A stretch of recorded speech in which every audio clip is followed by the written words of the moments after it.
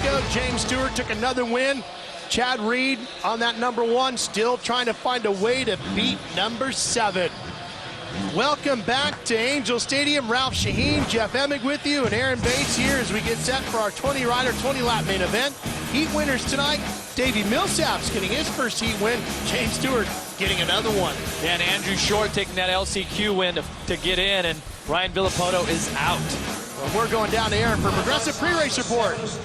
Every rider has their own preference and what they like done to their bike to modify it for muddy race conditions. Well, a couple of things. Tonight you're going to notice some hand guards on the bike, some inner grip thigh just to hold them onto the place, and also a grip on the seat to hold them down.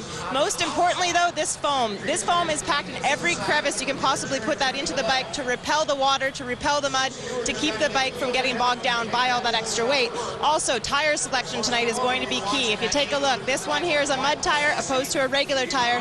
The tread pattern is a little bit further apart, so that way when the dirt hits it, it actually spews out, it's gone, no weight there, but also the knob is a little bit taller to provide for a little additional traction on tonight's slippery conditions. Kind of disperse that mud and that water, Jeff. Just take a look at our track map. Yeah. You can, it's just covered, packed with mud. Well, and they had this track covered earlier, and so that's why you see the tops of the jumps have been dry, but down beneath is wet, and all the wet stuff is just slopped everywhere, so no traction anywhere. The track is very one line tonight through some of the rhythm sections, and, you know, start is definitely key.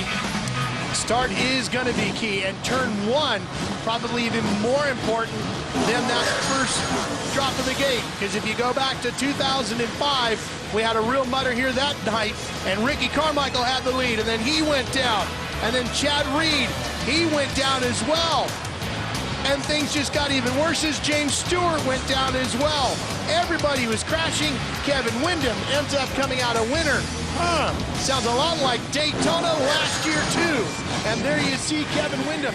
When we had the muddiest race of all time at Daytona, he ended up the winner. Maybe tonight he can find his way to the top step of the podium for the first time this year. Strong and steady, that veteran, the experience. But right here, this is you know, the track tonight is very difficult. It reaches out and bites you. You can see both of our championship points leaders line up side by side. The gate drop, who can have the ultra quick reflexes and get there first. We've seen many riders get in trouble here tonight. Here we go, the mud race from Anaheim.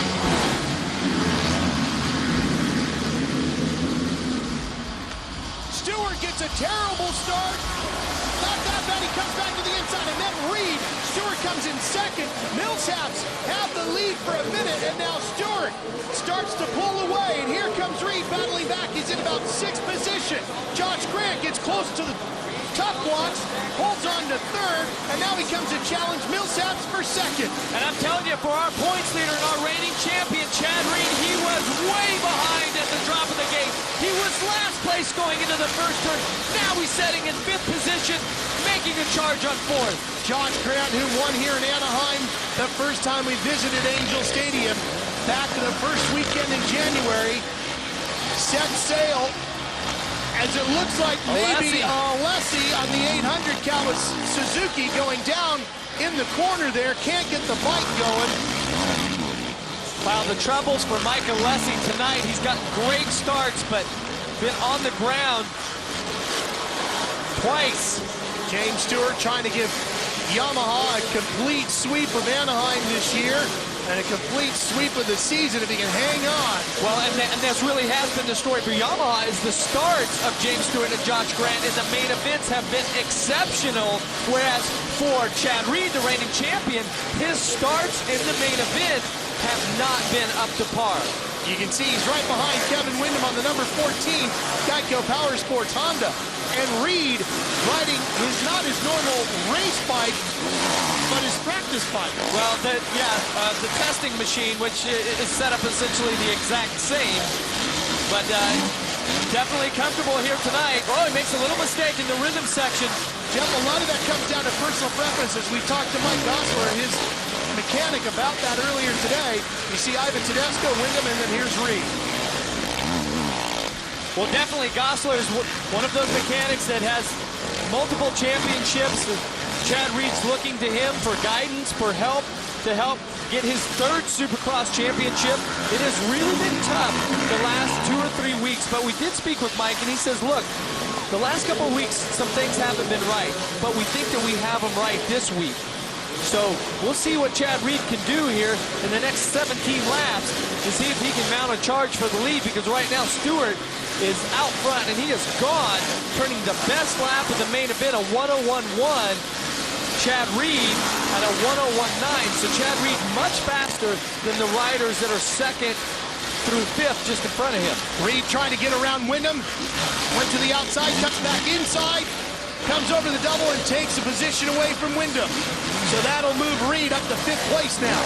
And he'll start to go to work on Ivan Tedesco on that number 9. And how about Tedesco this season? He has put himself in such a great position.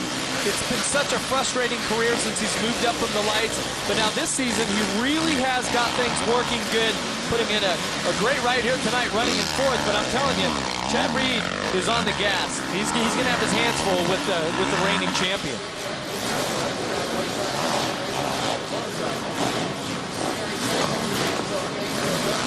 Right now, as you see it, Stewart would take over the points lead from Reed. Reed gets around Tedesco. That'll help him out some. It gives him 2 points. He'd still be 1 point behind Stewart. So yeah, as they run right now, and Chad Reed's well aware of that, but hasn't this just been the story of the year for Chad Reed? He's put in these great rides, but I keep coming back to it. It's that you can't give a rider like James Stewart, well, I should say he's taking it. He's taking the start. Okay, at the top of the gate, he wants that. He's going out there and grabbing it, but for Chad Reed, you can't give a rider like James Stewart that sort of head start. Can't give him any breaks. Yeah, no breaks at all. Yeah.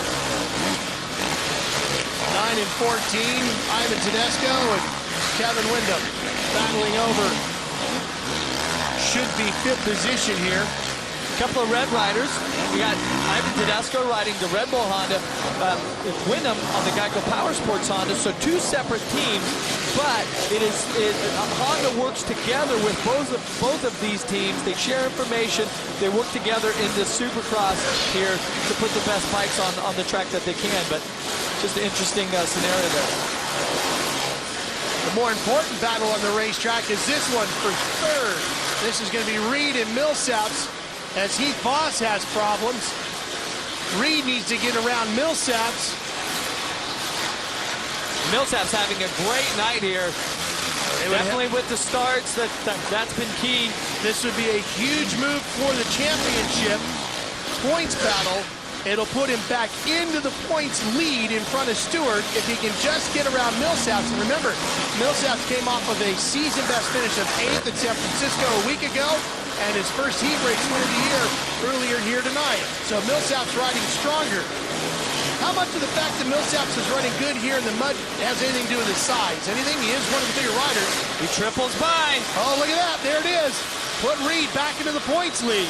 Well, I think the old adage back in the 70s and 80s is that a taller rider really had an advantage, but I don't think so these days. And, you know, the taller the rider, the bigger the boot that you have. You know, Millsaps, I'm going to venture to say he wears an 11 or 12, and so on a muddy night like this, you get into some of these ruts, catch your toe in the mud, it rips your leg off, you know, rips your boot off.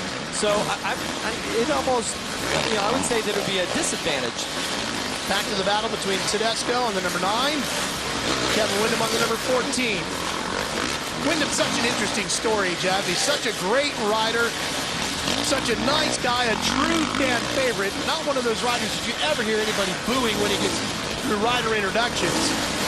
Well, that's consistency and effort over such a long career. 94 when he became a professional. And, I mean, he started races before Ricky Carmichael and is racing after Ricky Carmichael. What's that say?